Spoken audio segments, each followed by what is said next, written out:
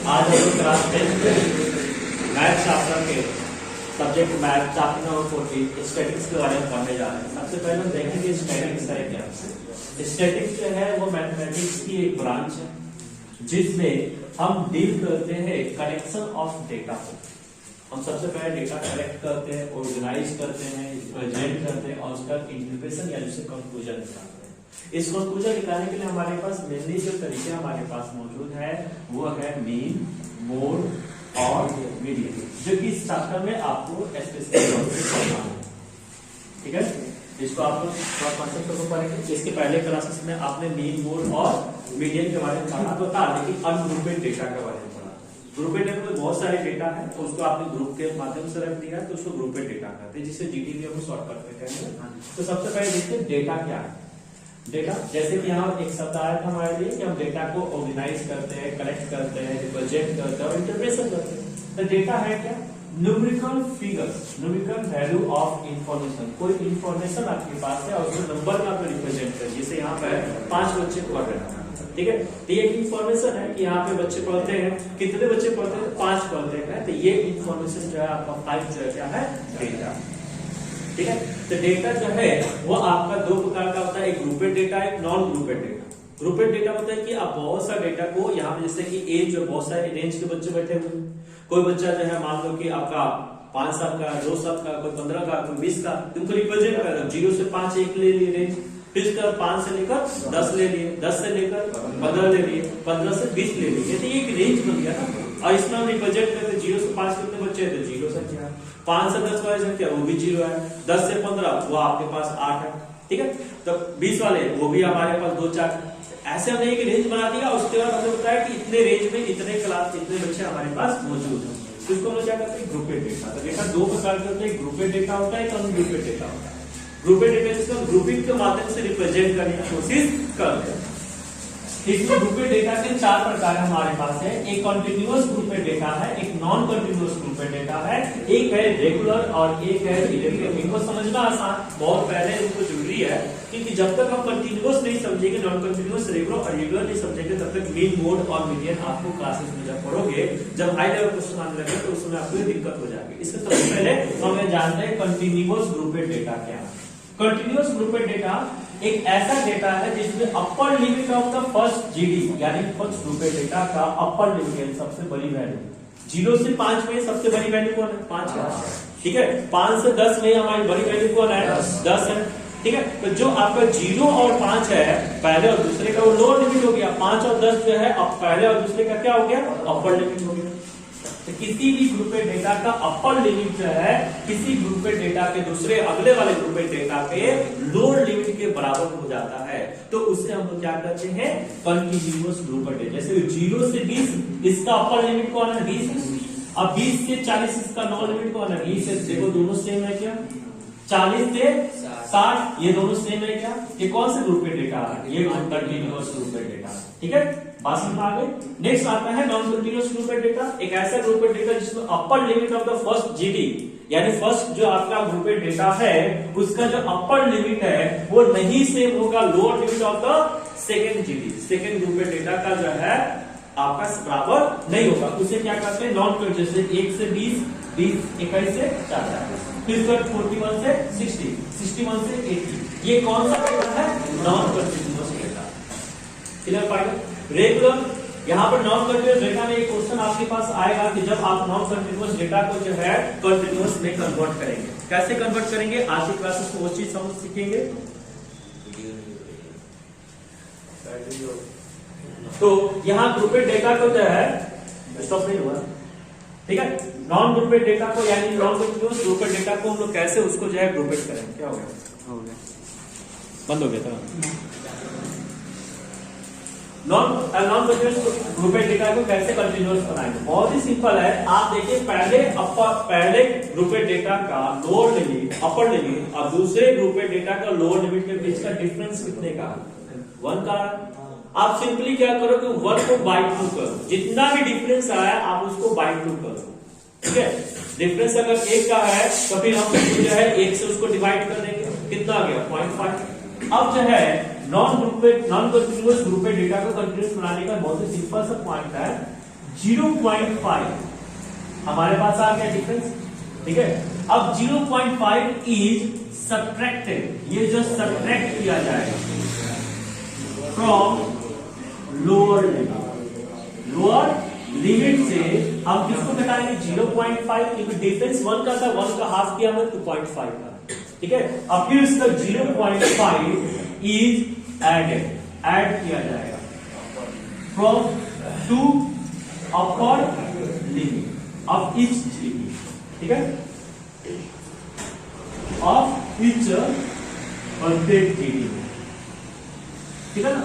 तो चलो देखते हैं, जैसे कि हमारे पास रेंज है 1 से लेकर 20, 1 से लेकर 20, 21 से लेकर 40 और 41 से लेकर 60 और 61 से लेकर 680। हमने पहले वाले 0.5 घटाया तो ये क्या हो जाएगा 0.5 हो जाएगा। लोअर में घटाना है, अपर में जोड़ना, क्या होगा बच्चों, अपर में जोड़ दिया, लोअर में फिर घटाया और फिर अपर में ले जाकर जोड़ दिया, फिर लोअर में हमने घटाया, कितना हो गया 41 में से 0.5 घटाया 40.5 और 60 में जोड़ोगे तो 60.5, ऐसे ये क्या हो जाएगा 60.5 और ये क्या हो जाएगा 80.5। आप देखो तो पहले का अपर लिमिट का लोअर लिमिट है, दूसरे का अपर लिमिट, तीसरे का जो है लोअर लिमिट है, तीसरे का अपर लिमिट, चौथे का लोअर लिमिट है। इस प्रकार से नॉन कंटिन्यूअस से किसमें आ गया कंटिन्यूअस। रेगुलर मतलब जितने भी जीडी है उनकी जो साइज है एक दूसरे के बराबर हो, जैसे क्लास साइज में होता है। क्लास साइज कैसे निकालता है आगे देखो। इरेगुलर होता है जिसमें ग्रुपेड डेटा का जो साइज एक दूसरे के बराबर नहीं होता, उसे क्या करते हैं, उसको कहते हैं इरेगुलर ग्रुपेड डेटा। क्लास साइज कैसे निकालते हैं, तो जो बहुत ही सिंपल है, अपर लिमिट यानी जिसमें सबसे बड़ा जो वैल्यू है, सबसे बड़ी वैल्यू कितनी है इसमें, तो यहाँ 1 से लेकर हमारे पास 20 है, तो इसमें अपर लिमिट कितनी है 20 और उसके बाद माइनस कर दें किसको, लोअर लिमिट को माइनस कर दें लोअर को, यानी किसको 1 को, रिजल्ट क्या आ गया 19। ये इसका जो वैल्यू साइड निकल के 90, इसकी भी साइड निकालो 90, इसकी साइड 90, इसकी साइड 90, ये सब कैसे है, रेगुलर है कि इरेगुलर है, रेगुलर। क्लियर। अब इसको रिप्रेजेंट जो करते हैं क्लास साइज को किससे रिप्रेजेंट करते हैं, बहुत ही इंपॉर्टेंट पॉइंट है, सिंबल आपको याद रखना, ये सिंबल किसको रिप्रेजेंट करता है, तो क्लास साइज को। अगर रेगुलर है तो रेगुलर का क्लास साइज निकालना बहुत ही आसान, जैसे मान लो इसका हमको निकालना, इसका क्लास साइज कितना 20, रेंज कितने का जा रहा है 20 का, 20 को 20 कितना हो जाएगा 40, ये हो जाएगा इसका क्लास मार्कर, क्लास मार्कर निकाले ना, सॉरी इसको क्लास मार्क को दिखाते हैं, क्लास मार्क अलग चीज होता है, ठीक है। तो क्लास साइज कैसे निकालते हैं, अपर माइनस लोअर। अब एक आता है इसी में एक और आपका वर्ड आता है जिसका नाम क्या है, क्लास मार्क। क्लास मार्क कैसे क्या होता है, क्लास मार्क जो है upper limit plus lower limit upon 2 से, ठीक है। और इसको रिप्रेजेंट किससे करते हैं, एक्स से निकालते हैं, बहुत ही सिंपल है। पहले और दूसरे को वैल्यू निकाल दो और सबका रेंज देख लो कितना क्या रेगुलर है, तो पहले का आप जो है वैल्यू कितना आ गया 20, दूसरे का आ जाएगा कितना 20, उसका जो है हाफ का रहेगा, ठीक है 10 होगा, 10 उसके बाद 30 उसके बाद 50 और उसके बाद 70। आप देखो 0 प्लस 20 कितना हो गया 20/2 कितना हो गया, क्लास मार्क उसका 10, इसका क्लास मार्क कितना हो जाएगा 40 प्लस 20 30 और 30 प्लस 40 प्लस 20 60, 60/2 30, ठीक है। 40 प्लस 60 कितना हो गया 100/2 कितना हो गया 50, 80 प्लस 60 140/2 कितना हो गया 70। तो इसको निकालने का सबसे आसान तरीका क्या था कि सबसे पहले का एक निकाल लो और उसके बाकी जो रेंज चल रहा था उस रेंज को जोड़ते चले जाओ, ठीक है। जैसे इसका आया था 10, इसमें जो है कितना 10 में 20 जोड़ दिए कितना हो गया 30 आ गया, फिर इसका 20 जोड़ दिए कितना हो गया 50, बार-बार जोड़ने के डिवाइड करने की जरूरत आपको नहीं, इस तरीके से आप निकाल सकते हैं।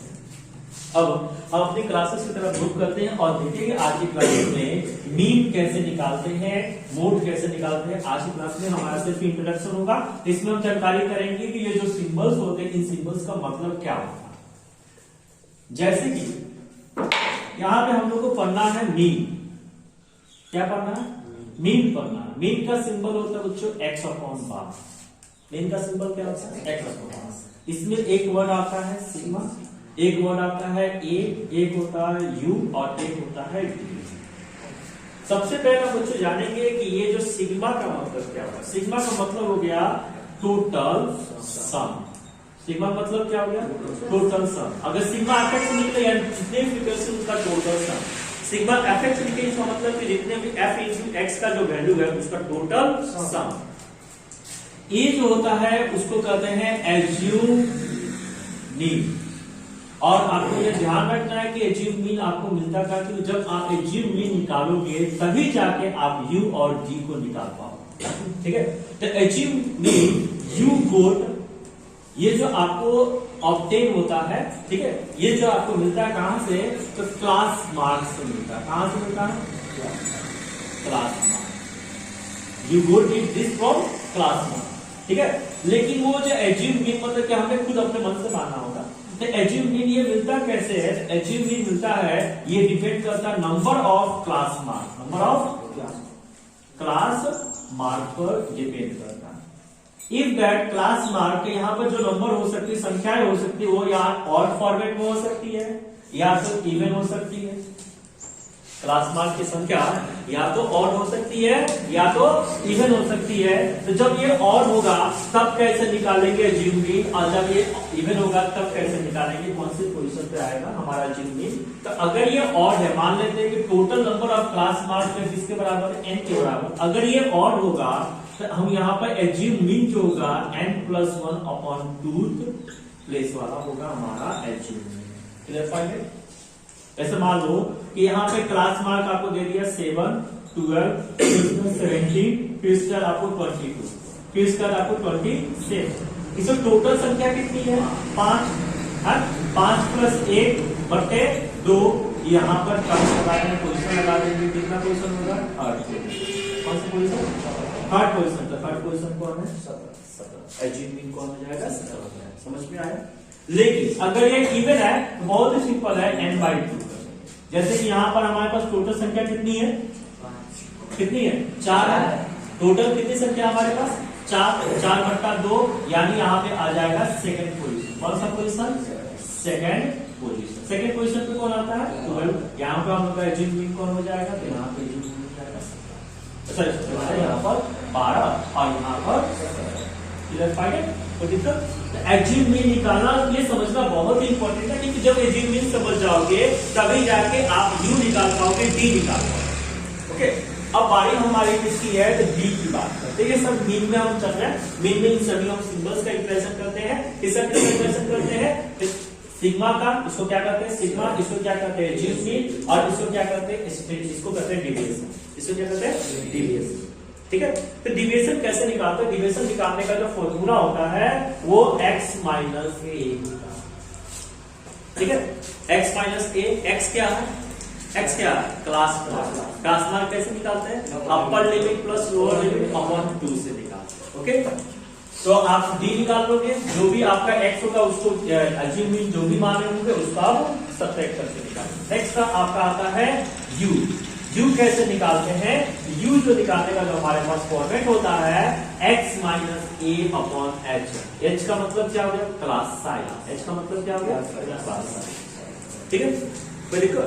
तो यहाँ पर हमने दो चीजों के बारे में जानकारी कर लिया। मीन में कौन कौन सा सिंबल आता है, सिग्मा आता है, a आता है, x आता है। क्लास मार्क का मतलब क्या हुआ x आता है। ठीक है, x भी आएगा। फिर इसके बाद आपके पास a आता है। जब आप इसका एज्यूम मेथड करोगे, फिर इसके स्टेप डिवीजन करोगे तो उसी में आप एज्यूम मीन की जरूरत पड़ती है। फिर इसका आप जब पढ़ोगे क्या स्टेप डिवीजन, इसमें यू की जरूरत पड़ती है। इस प्रकार से आज की टर्म्स को हमने देखा। नेक्स्ट है, अब हम लोग को पढ़ने वाले हैं क्या मोड। मोड में जो है आपको जो टर्म्स यूज किया जाता है वो CF यूज किया जाता है, L यूज किया जाता है, H यूज किया जाता है, F1 होता है, F4 होता है और F2।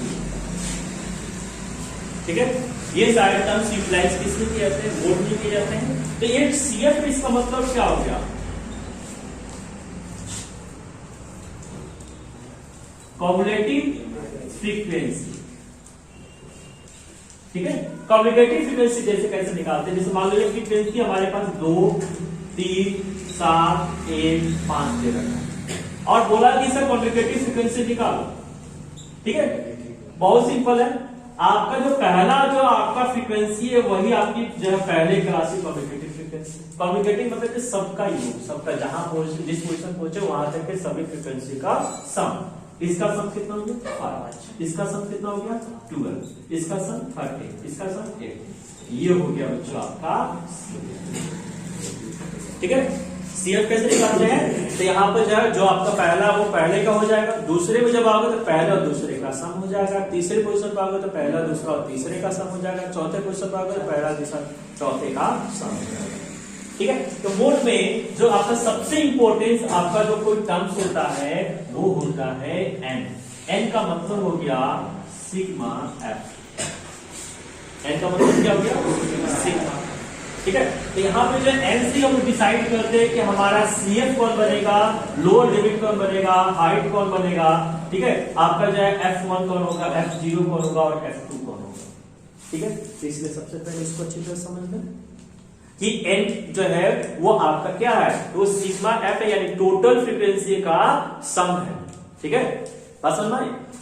आपका जो है एन क्या है, सिग्मा एफ है। तो यहां पर हम लोग देख रहे थे कि हम लोग का एन क्या होता है, तो सिग्मा एफ होता है, क्योंकि ये जो मोड है वो डिपेंड किस पर करता है, एन अपॉन 2। मोड का मतलब क्या हुआ, मोस्ट डिवेट, जो सबसे अधिक बार आता है उसी को हम लोग क्या करते हैं, मोड करते हैं। मोड को हिंदी में क्या करते हैं, बहुलक। ठीक है, तो यहाँ पे मोड है, मोड का मतलब क्या, मोस्ट जिसकी फ्रीक्वेंसी सबसे हाईएस्ट होती थी, आपने क्लास में पढ़ा था, उसी का मोड मान लेते थे। लेकिन वो किसका था, ग्रुपेट का या ग्रुपेट का। तो मोड जो है किसको डिपेंड करता है, it depending on the n upon 2। N upon 2, जितना भी एन अपॉन 2 आएगा, ऐसे मान लो कि एन अपॉन 2 जो है आपकी आ जाती है, जैसे कि टोटल फ्रीक्वेंसी का सम कितना हो गया, तो ये 18 होगा, 18/2 ये हो जाएगा n बाई 2 कितना हो जाएगा बच्चों, 18/2। ठीक है, यानी 18/2 का मतलब क्या हो गया, 9। यहाँ पे n/2 की वैल्यू कितनी दी गई है, 9। आप ऐसा कम्युनिकेटिव फ्रीक्वेंसी ढूंढो जिसकी वैल्यू जो 9 से जस्ट बड़ी। ठीक है, कौन है, 12। तो ये बन जाएगा बच्चों आपका सीएफ। सीएफ की वैल्यू कितनी होगी, जस्ट बड़ी होनी चाहिए। ठीक है, उसके बाद आपकी जो लोअर में जो क्लास आपको मिलेगा, उसके जस्ट ऊपर वाला जो क्लास होगा वो आपका मॉडल क्लास का है। क्या कहलाता है, मॉडल क्लास। उसका लोअर लिमिट एल का रहता है, उसकी जो साइड होती है वो एच का रहती है। F1 उसका जो आपका फ्रीक्वेंसी, इसका फ्रीक्वेंसी कौन होगा, जैसे कि ये आपका सीएफ प्लस, इसके जस्ट ऊपर वाला क्लास क्या कराएगा, मॉडल क्लास का। ठीक है, मोड का मॉडल क्लास कराता है।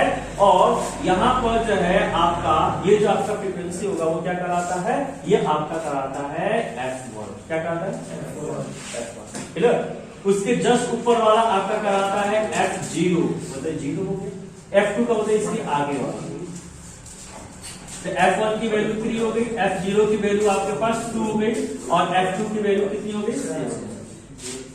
ठीक है, तो इस प्रकार से हमने मोड के बारे में अब यहाँ पे क्लियर है कि मोड में हमको क्या निकालना है, कम्युनिकेटिव फ्रीक्वेंसी जो n/2 पे डिपेंड करेगा और उसके हिसाब से हम यहाँ पर इसको कैलकुलेशन देते हैं।